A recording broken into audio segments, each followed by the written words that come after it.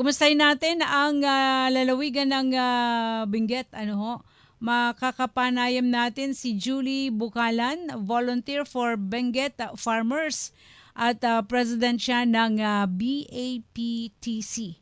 Ito yung Agri-Pinoy Trading Center sa La Trinidad, Benguet. Kumustahin natin ang sitwasyon ng mga strawberry, lalo na sa lalawigan. Maganda umaga po, Ma'am Julie. Good morning po. Naimbag nga bigat. Yes, good morning, ma'am. Mhm. Ma'am, I just want to make a clarification. I'm not the president of the Benguet Agri-Pinoy Trading Post. Mhm. I'm just merely a volunteer for Benguet farmers. Okay. So, kumusta po, Ma'am Julie? Yeah, okay naman. Medyo umuulan, pabugso-bugso ang ulan. Mhm.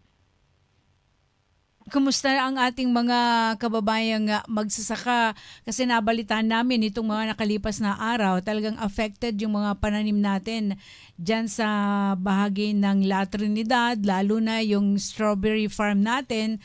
Nalubog yata sa baha. Tama po ba, Ma'am Julie? Yes, ma'am. Nalubog na yung mga green ice and then strawberry, doon. Mga pananim ng Ayun. strawberry. And then even the residents also nearby strawberry farm, nabaha rin sila. So ano lahat yan? Lubog yung mga mismo sa strawberry farm, ma'am. Lubog lahat yan. Yeah, during the yung kasagsagan ng ulan, lumubog talaga sa baha.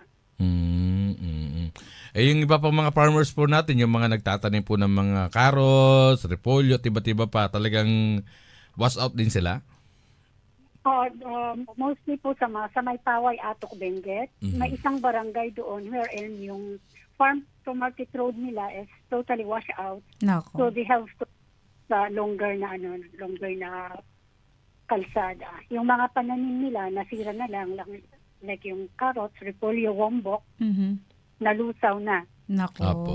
Wala ba tayong Yes. naisalba, Ma'am Julie?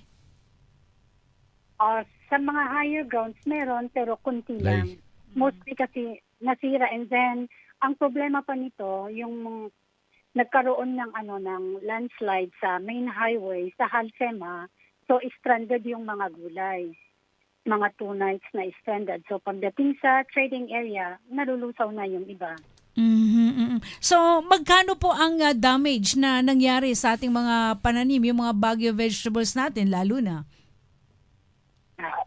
Cannot calculate. Maybe the provincial agriculture can have the estimate for that. Pero marami. Mhm, As if not, 80%. Oo. So, sa ngayon, lubog pa rin ba yung mga pananiman natin, taniman natin dyan sa lalawigan ng Benguet? Hindi naman yan. Pero yung nakaka-affect kasi maraming landslide doon sa farm mismo. Aha. Hindi siya lubog pero maraming nagka-landslide na farm ng mga farmers. Kaya maraming gulay din ang nasira. Naku. Ibig sabihin natabunan, na wash out Yes. din talaga yung mga gulay dyan. Natabunan, na-wash out, yung iba nalusaw na sa sobrang ulan. Mhm. Oo. Meron ba kayong nailaan na maaring tulong para sa ating mga kapwa, mga magsasaka dyan sa lalawigan?